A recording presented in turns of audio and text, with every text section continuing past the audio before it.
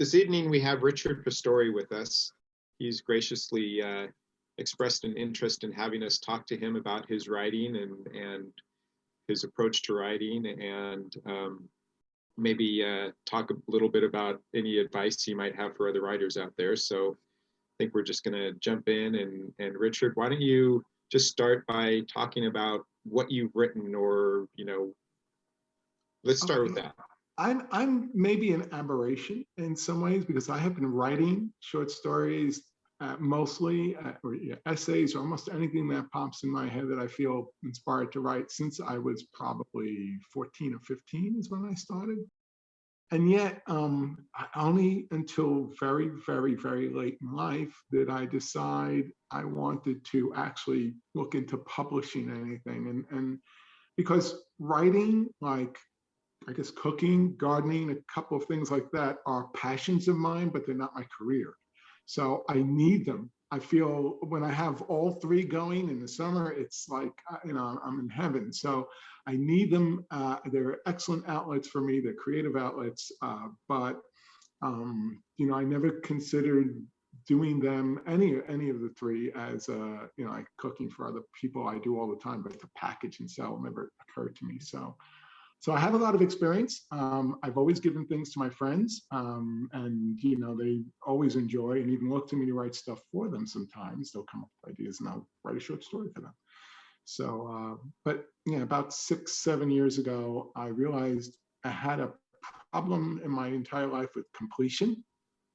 Fairness, Da Vinci did too, but I had a problem with completion, and I challenged myself. I said, you've written like maybe 4 different books you never completed, and maybe it's time, just do that. Just focus, do it, and I did. And fortunately, publishing for self-publishers, and I know you've talked about this in your past, talks, discussions. Yes. You've had. I know you've talked about this, but publishing has become, at least say if you go to Amazon or others as well, it's one click, no money involved. You put your work out there. In the past, like when I first started more seriously writing personally, back then you only had vanity publishers, or it has to become your career. And I already had a career that I was very invested and loved. I was a user interface designer. Again, ability to be creative in the corporate environment and all that. So I already had a career, and it would have been too much. I had to make a decision. So I just kept it, like I said, as a passion. But you really didn't have that many options back then. Now you do. So I found The Devil and the Wolf. Is there anything else that you've published? Well, just a short story in a compendium called Trumpland. Actually, yeah, it was a dystopian view, and a couple of writers that I converse with on Twitter very often said they wanted sort of a different flavor, and they know I love writing comedy, so could I write something that was a little humorous? And I did that. Unfortunately, it came at a time in my life which was like I barely had a moment. I had a back issue, whatever, and work was off the hook, but I did it. I made the commitment. So I couldn't, but by the time they got to the second book, I told them, I said, I don't have that available time, because, I wanted to craft something really good, but if I can't deliver, I won't promise. That's one of my rules I have. But I also have a book that should be out maybe 6 to 8 weeks that will be coming out. I'm working with my friend. She's a graphic designer. She did the design cover for The Devil and the Wolf. And I love her work. I always have. I've known her for about 20 years. And we're getting started on doing the cover now. I've had 2 beta readers look at it. Actually, Bertolt's on the opening chapter. That was like alpha. I was trying to decide, is it worth doing? And by the way, since you were the topic, I strongly suggest people take that approach. Like, if you're unsure, find someone you think at least would be in the zone of a target audience. Start from there. It's great to go beyond your target audience, but if you've got a concept in mind, find someone, and just even if you don't present the idea, at least give them one chapter, see if you're hitting the notes you want to hit. And then, of course, the value of beta readers is very similar, except you're giving them the entire work. I actually used Bertold for that very same purpose a couple of months ago. In fact, I could suggest people use Bertold. Yeah, so I do have that. That should be out, and I'm mixed feelings about it, as we all do with our writing. I mean, that is the most uncomfortable thing about being creative. Is I always say to people, easy if you're destructive, because if someone says, for instance, level that house, when it's gone, you know you're done, and you know if you've done a good job. There's nothing there, right? But build a house. It's especially thinking of architecture, stuff like that. There's just so many variables and personal taste and subjectiveness. And when you're done, it's always, I have no idea if I really succeeded. Even when people tell you they like it or they don't like it, whatever, it's always going to be subjective. So, it's very difficult. That's why all writers, in fact, all creators go through that period of, I love my work, I hate my work. This is garbage, this is beautiful. It's part of the creative process. It kind of keeps you going too. Oh, definitely. I mean, like you said, it can do the ups and downs, but the reality is you finish a story and you think, okay, I could have done better. So you try to do better with your next story. Always with the next one, right? It drives you to the next one. It's as with most things in life that you put some love into. It's a learning process. You don't. That's why I see sometimes on Twitter, and even with friends of mine who are writers, they're mostly more like corporate type writing, where they've written books like, how-to kind of stuff or whatever. But they get discouraged, and I have to remind them, well, is that why you wrote originally? Was it for the audience, or was it something inside? Did you want to get your thoughts and impressions and expressions out onto paper? Or digitally now. And I mean, that's what drives me. That's obviously what drove me my whole life. I never thought of it for the wider audience. That isn't to say, that's not important. In fact, the whole idea that we're also not just artists, but storytellers, right? And with storytellers, you need an audience because that's your purpose too. Right. But the driver, I think, always within is to just get an idea and to see if it works, to get it out there. That's first. So yeah, everyone gets discouraged along the way. And I always say, don't let it stop you if you love writing. If you don't love writing, okay, different story. But if you do, you'll never stop, even if you just write for yourself. So what do you find most discouraging? Is it the writing process or the reaction of readers, or no reaction, or what? This is it, right? Being a human being, when you get negative feedback, it's tough. It's very difficult. I mean, you can get 20 people saying they loved it, and then somebody who you thought, and that's important, you thought would like it, didn't like it. It's discouraging. I mean, because that's just a human facet.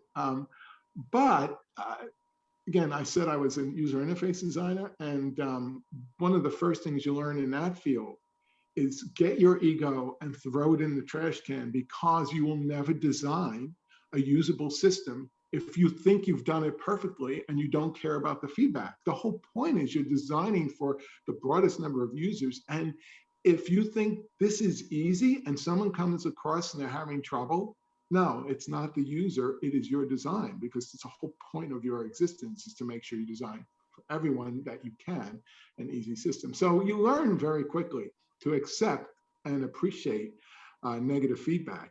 But there still is a human element. You're sitting, we used to have a lab we had set up, and I would be sitting behind the glass and somebody would be clicking the same thing over and over. And I'm like, no, but I knew, hey, I have to fix that. But it's still, it gets to you, just human. But I think the discouraging part for me sometimes is the process. It is the process. Sometimes I'll get concepts for a book. And again, it's that issue where once I've gotten enough of it out and down, I now have to get more to the details.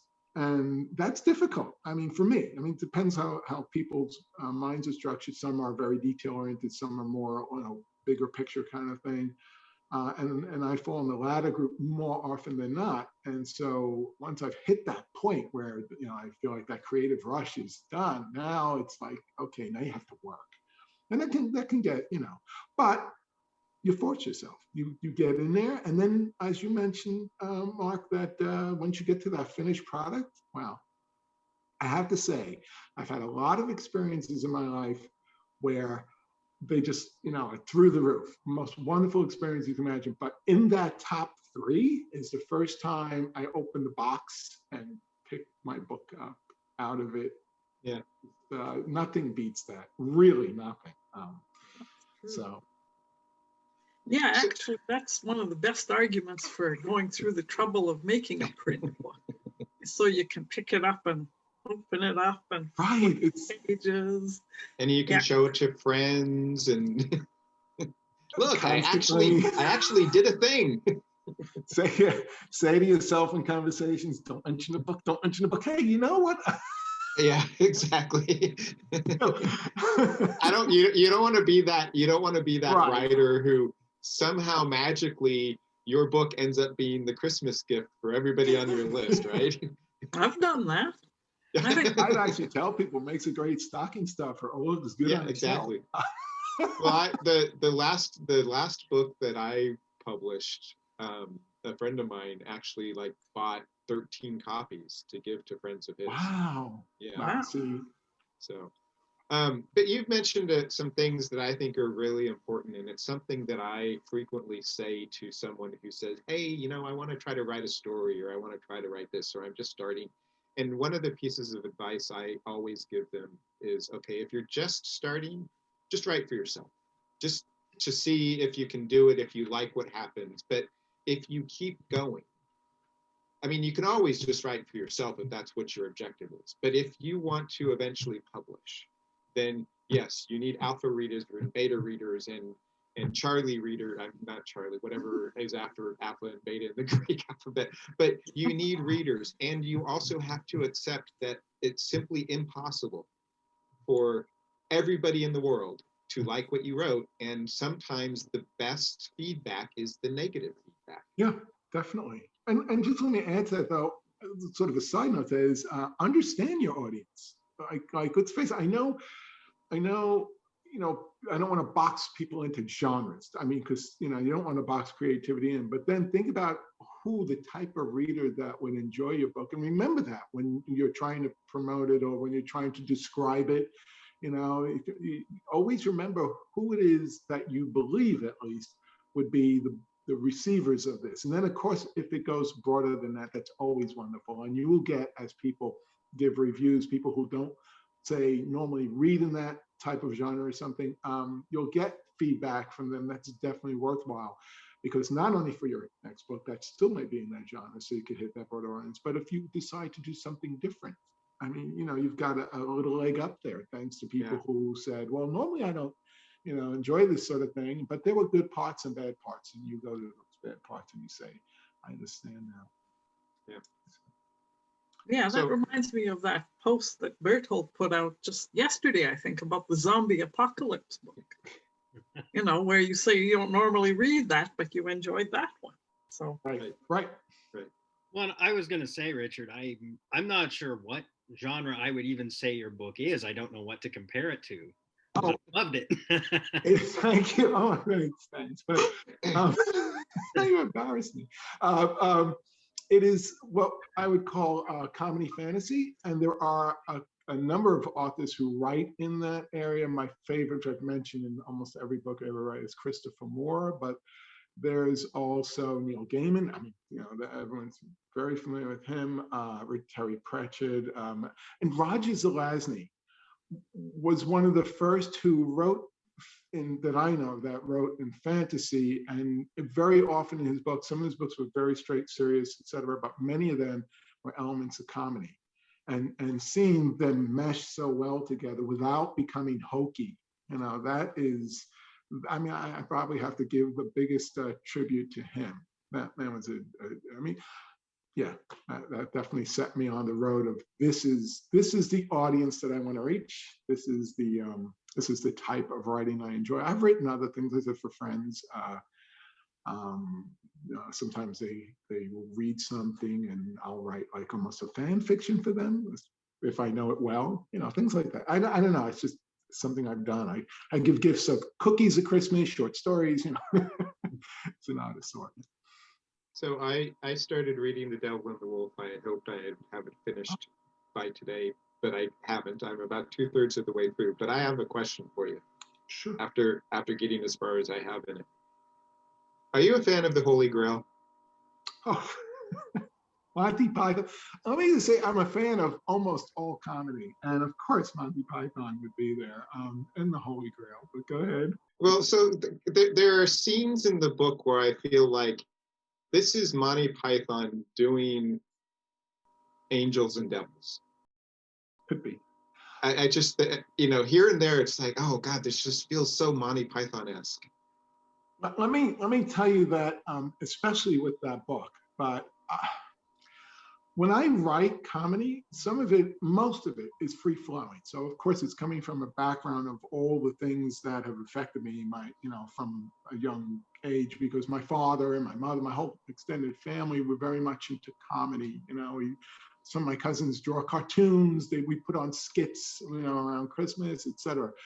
But there are times when I'm writing where I'm very scientific about it. I know exactly what makes the elements of a particular scene funny. So I have taken things like, you wouldn't know it too. That's the thing. If you looked and you read the book, and even if I told you this is based on X, you will go and see X and say, I don't see it, because it's really the underpinning. So for instance, since you've read some of it, JR as a chauffeur, that whole premise was built on a couple of scenes from the Marx Brothers Duck Soup, where Harpo is Groucho's.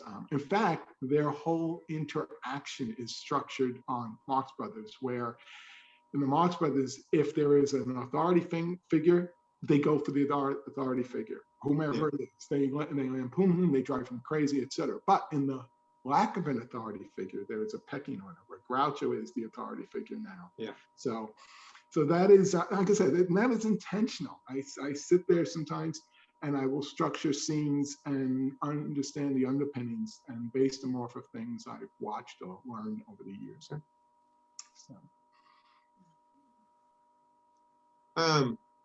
So you published that book just basically through Amazon, through their... Yeah, it was painless, relatively, and I don't think there was anything at the time. I know I was doing some research on some others. I've kind of pushed them out of my mind, but it was mainly get your ISBN number, make sure, definitely when you go to put it up there, they give you the opportunity to keep looking at it, see the format, etc. And then you get to even print a proof copy, as it were, and have it mailed to you.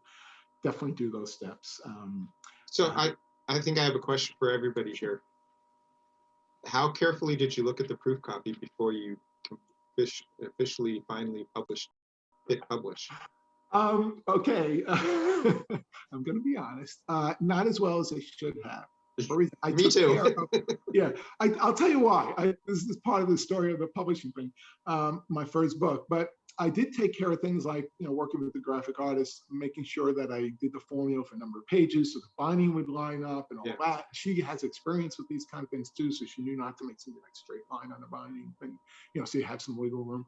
But the actual content, as much effort I was putting into it, I honestly was just doing it to do it and never thought that more than a couple of my friends would read it.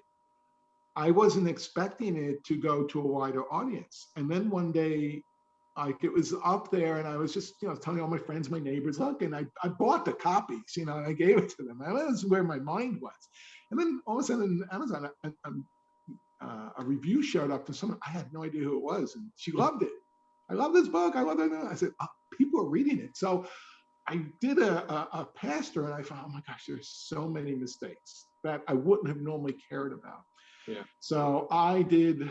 That's another good thing. You can go in and, and if if they're not major, you don't have to consider a new edition, but you can go in and fix things, and it needed a lot of fixing. I was a little embarrassed by that. I knew the people I gave the books to, it was not a big deal. They were my friends, but so yeah, and honestly, I wish I had the pool of resources and money to get editors, etc. So now I have to do editing myself, because I just, especially with COVID salary base. But I will say this: it's difficult. I appreciate, people talk about copy editors as if they're on the lower scale of editing, and I think the world of them, because I don't have the kind of mind that can sit there and just keep rereading a line for errors. Because if after I do that about 4 or 5 pages in, I'm actually reading the story. I got to switch off of that mode and get back to, no, you're just reading the line for errors. It's very difficult. So that's where it helps to start from the end. I have heard that, and I may do that. For this book. Because you do a paragraph and then you do the paragraph before it and so on, and you're not following the story that way. You're kind of excellent. Words. Yeah, I definitely have to do that with this one. So, I think the biggest issue for me is that once I've typed the end, I've kind of gone through it so many, because there are writers who just write. They write 80,000 words and they don't really edit as they write, and that's not how I write. I'm constantly editing and thinking about things as I write them. So by the time I finish a story, I've read it multiple times. So the idea of then sitting down and reading it again to edit it is just a challenge. It's a real challenge. That's really why I think it's important to have someone who can do that for you. I don't mean this in an egotistical way, but because I love reading fiction, it's easy for me to get lost in it as a story. Whereas in my professional career, I'm now a business analyst, and I do a ton of writing and requirements, et cetera. And there's very few mistakes in that, because it's very easy for me to reread it. I'm not interested. Reading requirements, there's absolutely nothing in there that's going to interest me. So it's very easy for me to pick up small typos, mistakes, et cetera. So yeah, you do get, even if it's your own work, et cetera, your mind just naturally get involved in it because it's a story. And, but I will be reading it backwards next time.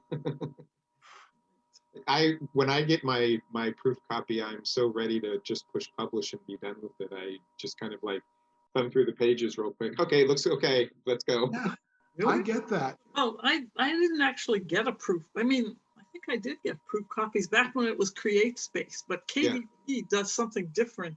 Oh. And all I did was I just spent a lot of time with the online, the thing that shows you the way it's going to look. I went through that really thoroughly. Okay. But even though when I got my author copies, I did find some but they were little mistakes, but they were annoying. There's no such thing as a mistake you can just say, oh, it doesn't matter.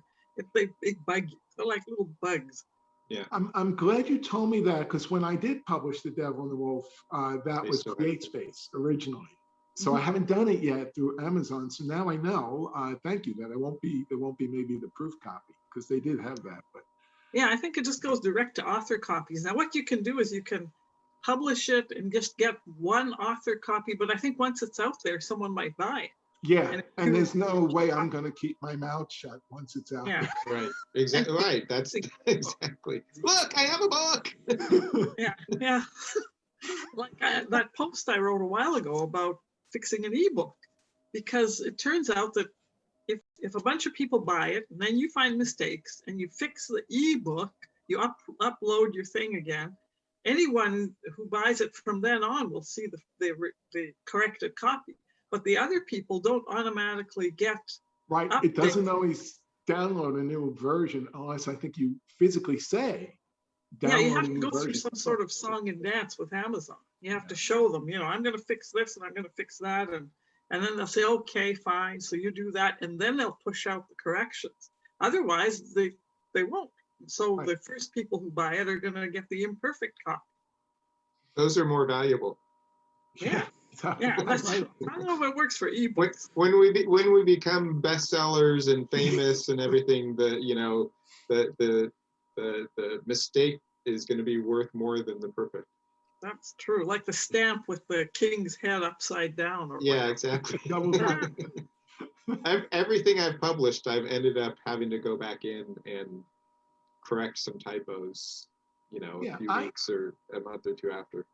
I know there was a point with Devil and the Wolf about a year ago. I actually had somebody who did copy and said, "Oh, I'll give it one more." I told her you don't have to, but she did. She gave it, and she found a few small errors of it. Now it's clean. And I happened to order a couple of copies because I was doing the thing which I do every year is I send out a couple of free copies signed to people who just ask, right? So I opened the box, and these were now the cleanest supposedly, and I just opened it to a random page, and I found a mistake, and I was like, "Oh gosh," but that's okay. I was like, you know what? Leave it. Just well, I'll tell you, at 2/3 of the way through the book, I can't think of any typo issue that I've seen. Thank you. I think it's in the last third, so you might. So I might find one. Okay. It's one, right? Well, some mistakes are worse than others. I mean, if you, I don't know, leave out a comma or you have a little space where there shouldn't be a space or something, I mean, those things are irritating, but they're not really a big deal. But if you do something like you misspell your main character's name. Oh, yeah, no. In fact, I think this was the word gave was save. And it was obvious that it's not the word save. And then you can't really easily see that for spell check or anything. Yeah. So, and it's a verb in the right place. So I don't know how I missed it, but I think that was the mistake. It said, save him a look instead of gave him a look. And I'm like, just, it's fine. It's fine. It's not on the bestseller list anyway. There's that. What else do you, okay. Anything? There was something I wanted to bring up because I honestly don't know, because you talked about tips or techniques, etc. I don't know if this would work for anyone, but let me start by saying one of the things I love doing the most in writing, and I really feel the most natural, is when I'm writing dialogue. Now, whether that comes out the way, I don't know, but as I'm writing it, as I go through the paces of doing it, it just feels most natural. And the reason for that is I spend a lot of time thinking about my characters as I write them. So, and you know, I had that whole thing about, well, I spent the last hour just sitting in the chair and that counts as writing. Well, yeah, I'm usually do that very often. And I think about the characters far more, they become far more fleshed out in my mind than they ever will on the page. But one of the things I help do when I'm stuck, and this is what I wanted to get to, is I take the character, and this is when you've written enough of the character, say like maybe even just only a quarter of the way, a fifth of the way through, or you've mapped out your whole plot, you kind of have a sense of the character, but you're reaching some points where it feels stiff. You're trying to write their words, and it means you're lacking some part of their personality, their ability, how they respond to the world. So what I do is I take that character, and I know something about it, and I pull them out of the story, and I drop them into some commonplace event, and with one or maybe two, but usually one is easiest for dialogue, person, and write that scene.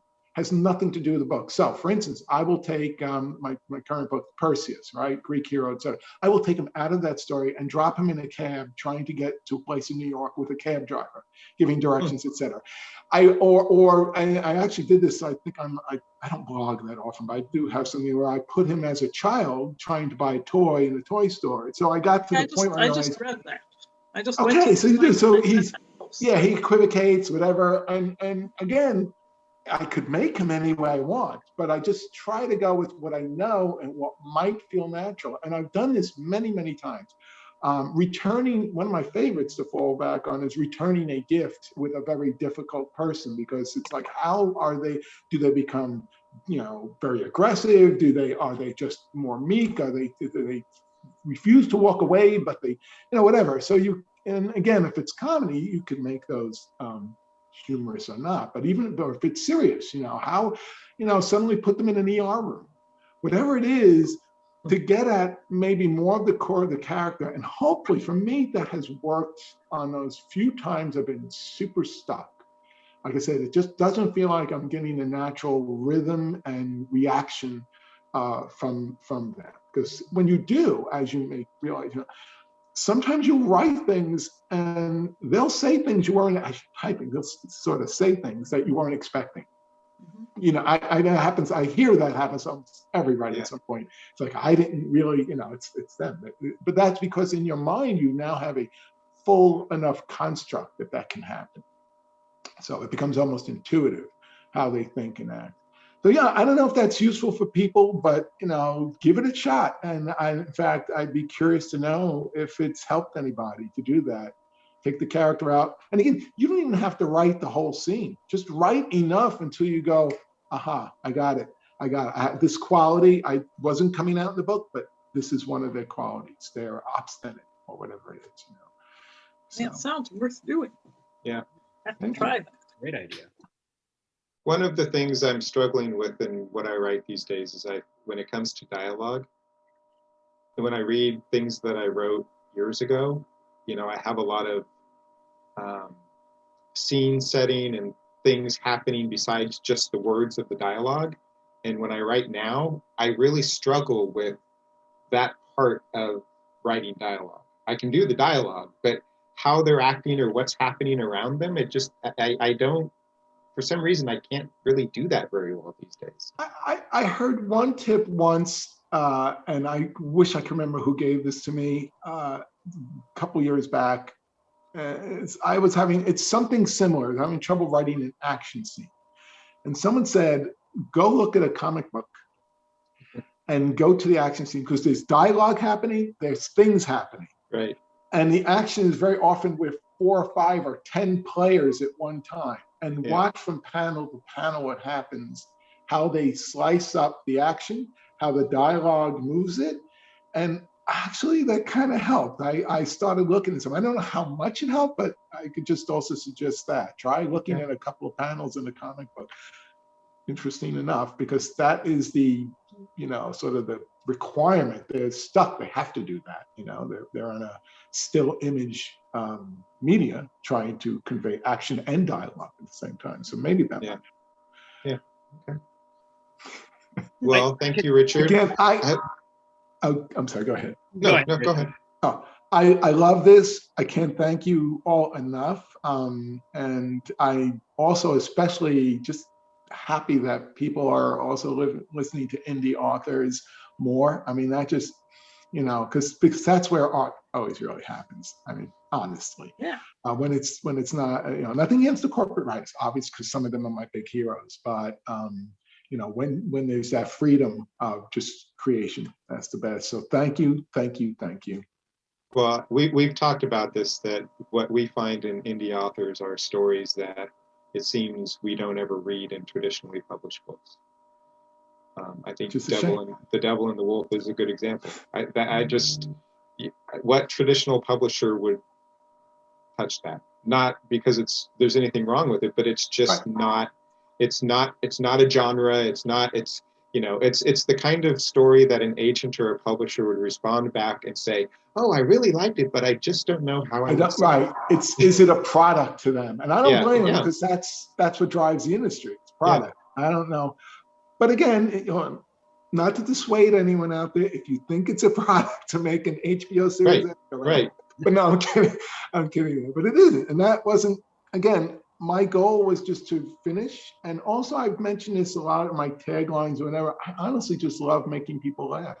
Yeah. And if you're on a subway reading his book and you're just sit there and you go, job done. That little, you couldn't control it and it came out. So yeah, you wouldn't find that that's not the goal of the corporate publishing world. Having a funny book is great and all that, but they want product. They want celebrity. They want name. They want what's popular. So, yeah. Bertold, were you going to say something else? No, I think that's it. I think we're almost out of time, but thank you again, Richard. Really appreciate it. Thank you. I talk too much. You do not. You do. No, this is a good conversation. Thank you. Good Thank conversation. you. I learned a lot too. And thank you very much. So. Okay. Thank you, everybody. Thank you. Bye. Take care. Take care of yourselves.